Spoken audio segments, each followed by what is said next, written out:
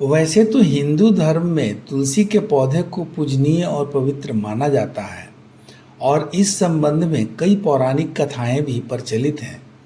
परंतु आज मैं आपको इस पौधे से संबंधित एक अच्छी सी कहानी जो बहुत ही प्रचलित है और जिसको अधिक मान्यता है उस कहानी को कह रहा हूँ। और यह कहानी श्री कृष्ण द्वारा अपनी बहन सुभद्रा को सुनाया गया था। उन्होंने अपनी बहन सुभद्रा को कहा, एक समय देवलोक में वृंदा नाम की एक अत्यंत धर्मपरायण और पतिव्रता स्त्री रहती थी। वह भगवान विष्णु के प्रबल भक्त हिरण्यकशिपु की बेटी थी। वृंदा का विवाह दैत्यराज जालंधर से हुआ था। जालंधर एक पराक्रमिक योद्धा था जिसने स्वर्ग के देवताओं को कई बार पराजित किया था। चूंकि वृंदा बहुत ही पतिव्रता थी, इसलिए जालंधर को बहुत बड़ी शक्ति यहीं से मिल रहा था और उसके पतिव्रता होने के कारण ही जालंधर को कोई भी देवी देवता हरा नहीं पा रहे थे। ऐसा देखकर इंद्र और अन्य देवताओं की शक्तिहीनता को देखकर भगवान विष्णु चिंतित हुए और उन्होंने जालंधर को मारने के लिए एक योजना बनाई। उन्होंने जालंधर का रूप धारण किया और वृंदा के पास पहुंच गए। वृंदा भेद नहीं कर पाई कि यह उनका पराक्रमी पति जालंधर है या कोई अन्य है। उसने अपने पति को देखकर खुशीपूर्वक अपने पति को गले से लगा लिया। लेकिन यह क्या, गले से लगाते ही वृंदा की पतिव्रता भंग होती है और उधर युद्ध में लड़ रहे जालंधर की शक्ति का ह्रास होता है। जैसे ही उसकी शक्ति कम होती है तो देवी देवता जालंधर का वध कर देते हैं।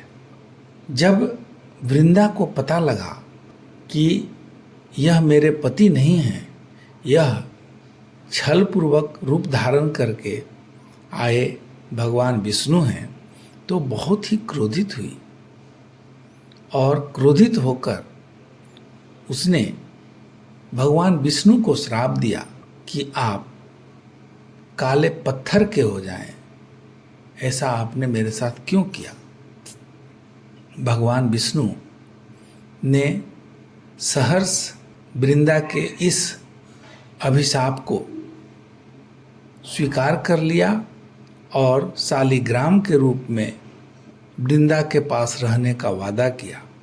यही वजह है कि तुलसी पौधे के पास शालिग्राम की भी पूजा की जाती है। इस कहानी से यही पता चलता है कि जो भी तुलसी पौधे की सेवा करता है वह साक्षात माता लक्ष्मी की सेवा के बराबर है, क्योंकि भगवान विष्णु ने वृंदा को यह आशीर्वाद दिया कि तुम एक तुलसी पौधे के रूप में धरती पर अवतरित होगी, जिसका सभी लोग पूजन करेंगे और पूरे उत्साह के साथ पूजन करेंगे।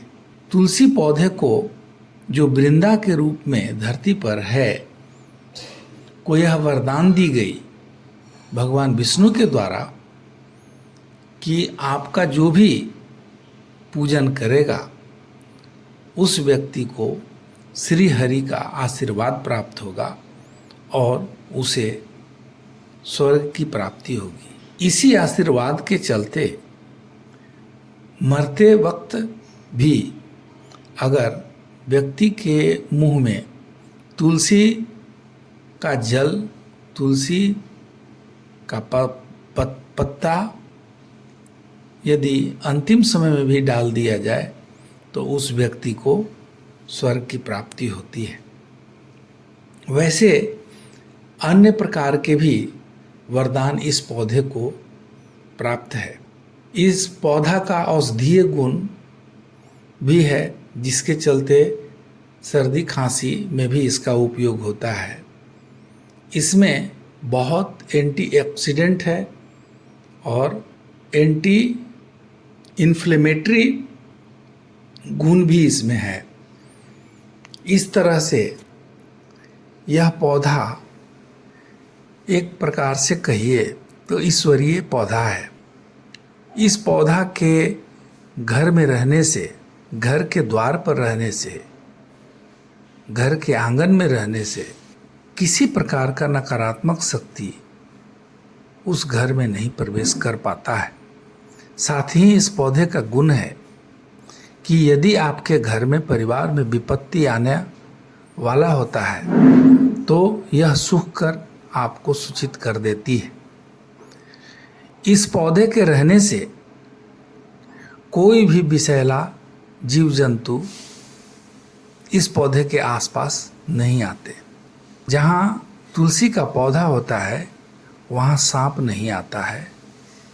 इस पौधे के सेवा में सभी लोग सुबह में नहा धोकर जल देते हैं और हरेक सुहागिन महिला को सुबह शाम तुलसी के पौधे के पास दीपक जरूर दिखाना चाहिए।